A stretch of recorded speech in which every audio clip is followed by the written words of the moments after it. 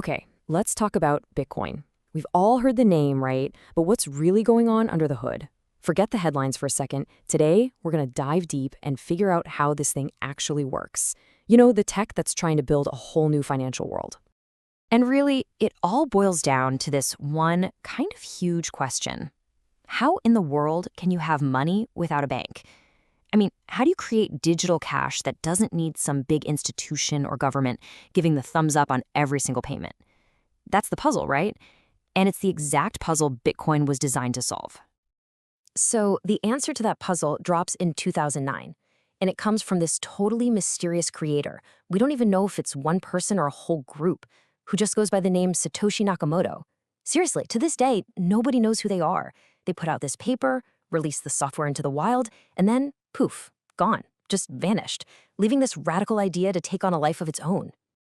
All right, so to really get this idea, we've got to start with the foundation. The absolute best way to picture it? Just imagine a giant public notebook that everyone in the world can share and look at. Seriously, this notebook, it's the heart of the whole thing. Now, this special notebook has a name. It's called the blockchain. Think of it as a digital ledger that keeps a running list of every single transaction that's ever happened. And the key is, everyone can see it, so it's completely transparent. But here's the magic trick, the really crucial part. Once an entry is written in this notebook, it's pretty much there forever. You can't just go back and erase it or change it. So you're probably wondering, okay, how does something get written into this notebook? Well, let's walk through it. Imagine you want to send me 1 Bitcoin. First, you'd request that transaction from your digital wallet. That request doesn't go to a bank. Nope.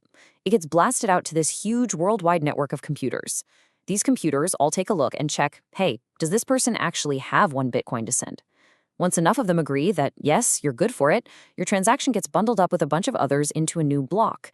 And then, this is the cool part, that new block gets mathematically changed to the last one, creating a permanent, unbreakable record. And that's it. That's why they call it a blockchain. Makes sense, right?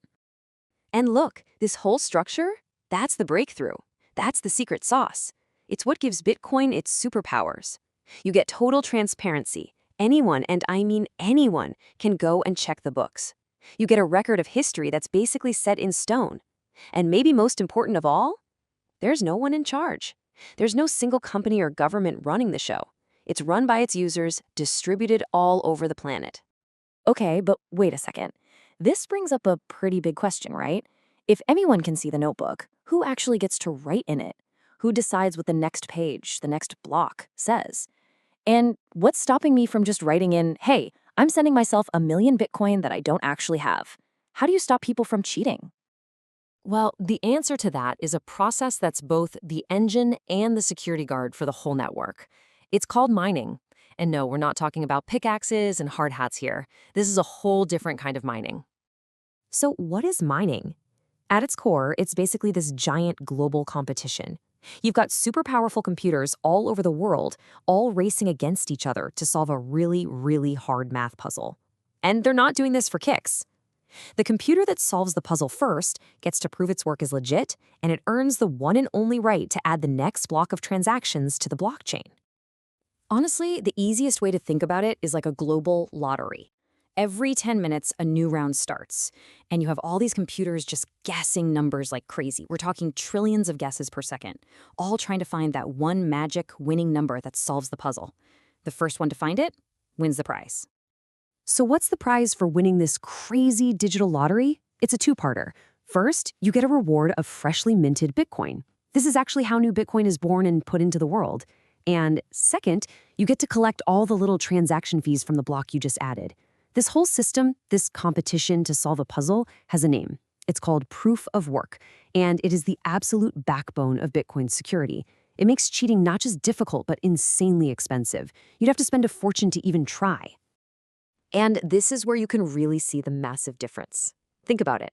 With a traditional bank, they're the gatekeeper, right? They hold all the power. They can approve a transaction, deny it, or even reverse it later. But with Bitcoin, that power, that trust, it's shattered into thousands of pieces and spread all across the globe. The approval comes from this massive network of competing computers all reaching an agreement. It makes it almost impossible for any single person or group to take control or game the system. Okay, so we've got this decentralized, super transparent, and incredibly secure system. It sounds amazing on paper, doesn't it? But what about the real world? What does it all mean in practice? Well, that's where we get to the promise and, yeah, the problems. One of the most powerful things about Bitcoin is a simple number baked right into its code: 21 million. That's it. There will only ever be 21 million Bitcoin. Full stop. You know how governments can just fire up the printing presses and create more money, which can lead to inflation? Can't do that here. This built-in scarcity is exactly why so many people look at Bitcoin as a way to protect their money from losing value over time.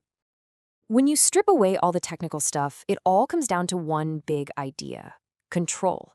The philosophy behind it is right there on the screen.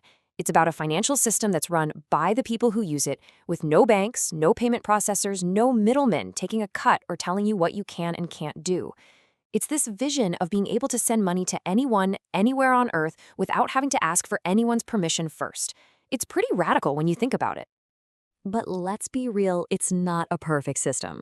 Not by a long shot. This tech comes with some pretty huge trade-offs.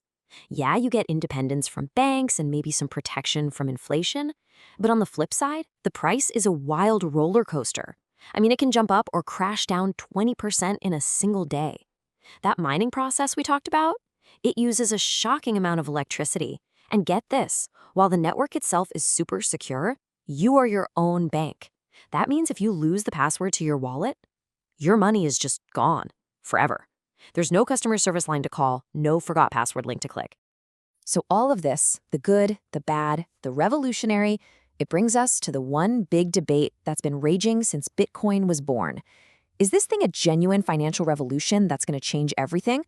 Or is it just a massive speculative bubble that's waiting to pop? You know, people basically fall into two camps on this. There's viewpoint A, the idea that Bitcoin becomes digital gold, a safe place to park your wealth for the long haul, totally outside the traditional system. Then you've got viewpoint B, the idea that it kind of fades into the background, especially as governments start rolling out their own official digital currencies. The truth? It's probably going to land somewhere in the middle. Bitcoin has shown it's not just going to disappear, it's here to stay. But what its final job will be in the financial world, well, that chapter is still being written. So where does that leave us? We've seen how it all works, this kind of genius combination of math, puzzles, and global competition. But what is it really?